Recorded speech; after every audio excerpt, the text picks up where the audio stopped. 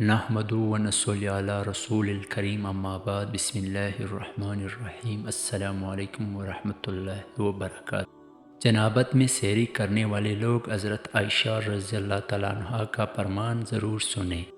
ناپاکی میں سحری کرنا جائز ہے یا نہیں؟ محترم ناظرین، اکثر لوگ جنابی حالات میں خود کو، اپنے کپڑوں کو، اپنے بستر کو ناپاک سمجھتے ہیں اور کھانے کو اور کام کاج کو ہاتھ نہیں لگاتے جب تک غسل نہ کر لے، اور خواتین بھی بچوں وغیرہ کو دودھ پلانا، کھانے کو ہاتھ لگانا گناہ سمجھتی ہے، یہ سمجھ کر کہ وہ ناپاک ہے۔ اس طرح ماہ رمضان میں جنابت کے حالات میں سحری کرنے کو جائز سمجھتے ہیں اور کہتے ہیں کہ ناپاکی کے حالات میں روزہ رکھنا گناہ ہے۔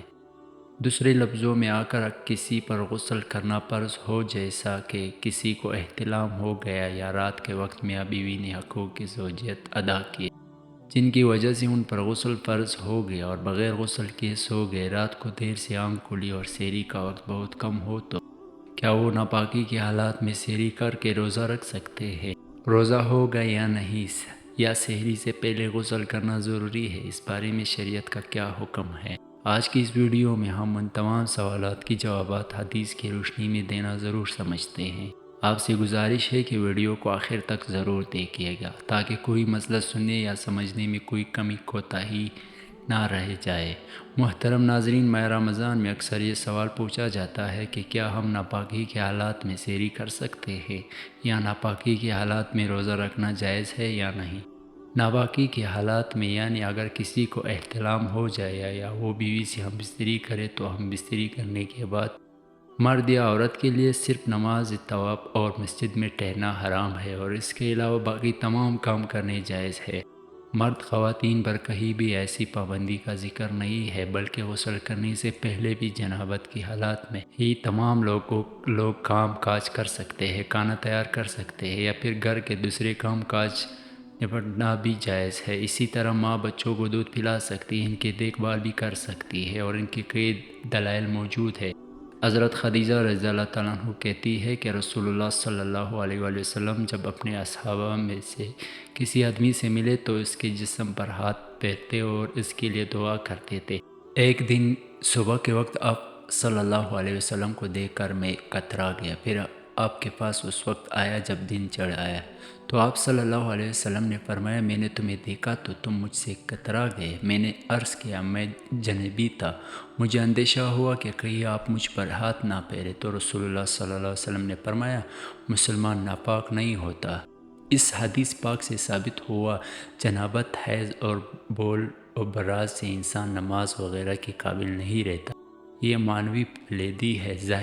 ظاہراً انسان خصوصاً مسلمان پاک رہتا ہے، مندرجہ ذیل بلا حالات میں اس سے ملنا جلنا، اس کے ساتھ کھیلنا پھرنا، کھانا پینا، اس کا ہر قسم کے کام کاج کرنا جائز ہے، کوئی فرق نہیں پڑتا۔ اس کا جھوٹا کھایا پیا جا سکتا ہے، اور کسی چیز میں ہاتھ ڈال دے، مثلاً پانی وغیرہ میں، اور ہاتھ کو ظاہری نجاست بھی نہ لگی ہو تو وہ چیز پاک رہے گی۔ آپ آتے ہی اپنے موضوع کی طرف کہ کیا ناپاکی کی حالت میں روزے میں سحری کر سکتے یا نہیں، تو جواب اس کا یہ ہے کہ جس طرح ناپاکی کی حالات میں کھانا پکانا، ایک دوسرے سے ہاتھ ملانا جائز ہے، اسی طرح ناپاکی کی حالات میں سحری کرنا بھی جائز ہے۔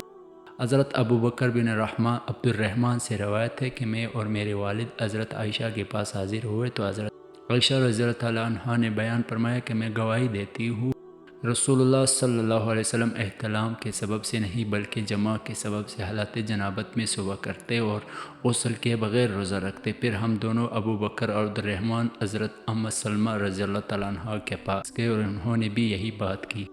حضرت ام المومنین عائشہ رضی اللہ تعالیٰ عنہ اور سلمہ رضی اللہ تعالیٰ عنہ سے روایت ہے کہ رسول اللہ صلی اللہ علیہ وسلم کو فجر پالتے اور بیویوں سے صحبت کی وجہ سے حالات جنابت میں ہوتے، پھر آپ غسل فرماتے اور روزہ رکھتے تھے۔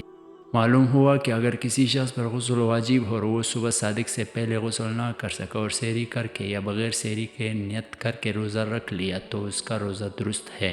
ناپاک ہونے کی وجہ سے روزے پر کوئی فرق نہیں پڑے گا، البتہ جلد از جلد غسل کر لینا چاہیے۔ غسل میں اتنی تاخیر کرنا کہ فجر کی نماز قضا ہو جائے گناہ کا باعث ہے۔ ہم بستری کے بعد افضل یہی ہے کہ آدمی جلدی غسل کر کے پاک صاف ہو جائے، لیکن اگر نماز کا وقت تک غسل کو مؤخر کر دیے تو گناہ گار نہیں ہوگا۔ البتہ فجر تک غسل مؤخر کرنے کی صورت میں اگر ہم بستری کے بعد سونا ہو تو بہتر یہی ہے کہ آدمی استنجا اور وضو کر لے، پھر سو جائے اور پھر بیدار ہو کر غسل کر لے۔ چنانچہ مشکوت شریف کی روایت میں ہے کہ حضرت عمر فاروق رضی اللہ تعالیٰ عنہ نے سرکار دو عالم صلی اللہ علیہ وآلہ وسلم سے عرض کیا کہ کیا مجھے رات کو جنابت لاحق ہوتی ہے، یعنی احتلام یا جماعت سے غسل واجب ہوتا ہے؟ آپ صلی اللہ علیہ وسلم نے فرمایا کہ اسی وقت وضو کر کے وضو کو دھو کر سو جایا کرو۔ ظاہر حق میں ہے کہ یہ وضو کرنا جنبی کی سونے کے لیے طہارت ہے، یعنی جنبی وضو کر کے سویا تو گویا وہ پاک سویا ہے۔ لہٰذا اس حدیث سے معلوم ہوا کہ جس رات کو احتلام ہو جائے یا جماعت سے فارغ ہو اور اس کے بعد سونے کا ارادہ یا بوجھ کسی ضرورت بوقت غسل جنابت میں تاخیر کا خیال ہوا تو اس شکل میں جنبی کو وضو کر لینا سنت ہے۔